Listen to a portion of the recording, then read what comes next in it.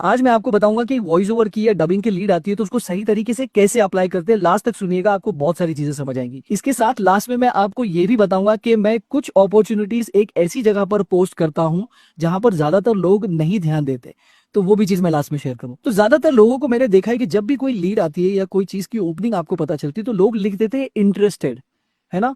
तो वो इंटरेस्टेड एक ऐसे साउंड करता है जैसे जैसे आप कुछ बहुत बड़े तोप हो, आप शाहरुख खान, सलमान खान जैसा कोई प्रोफाइल है, अक्षय कुमार जैसा प्रोफाइल है, और लोग आप देखकर सरप्राइज हो जाएंगे, अरे अक्षय कुमार हमारे लीड के ऊपर अप्लाई करना चाहता है, हम तो वारी वारी चले गए। तो सही तरीका होता है कि आपको नंबर या ईमेल एड्रेस जो भी मिला है वहां पर सबसे पहले तो आप अपना नाम बताओगे।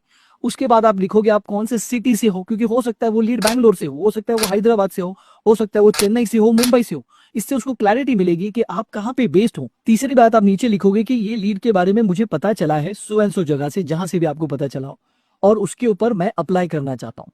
अगर आपको रेफरेंस किसी ने दिया है तो रेफरेंस लिख देना, नहीं दिया है तो मत लिखना। जैसे मेरे केस में मैं स्टूडेंट्स को कभी कभी बोल देता हूँ कि मेरा रेफरेंस दे दो, ताकि आगे उस बंदे को पता चले कि ये मेरे स्टूडेंट्स आ रहे हैं, तो उनको थोड़ा ध्यान से देखेगा। अगर उसमें मेल फीमेल लिखा है तो उसको ध्यान दो, अगर मेल लिखा है तो फीमेल अप्लाई ना करे, फीमेल लिखा है तो मेल ना करे। अगर ये भी लिखा है कि वॉइस ओवर चाहिए तो वॉइस ओवर वो होता है जहां पे लिप सिंक की जरूरत नहीं होती, आपके MP3 वाले जो सैंपल्स होते हैं वो देंगे आप। अगर डबिंग लिखा है तो MP4 वाले सैंपल देंगे, जहां पर वो देखना चाहता है कि आपने डबिंग पे सिंक कैसे की है, मीटर पे आप सारी चीजें कैसे करते हो, तो उसको वो चीज दो जो वो चीज ढूंढ रहा है। बंदा डबिंग मांग रहा है, आप वॉइस ओवर का सैंपल भेज रहे हो, गलत।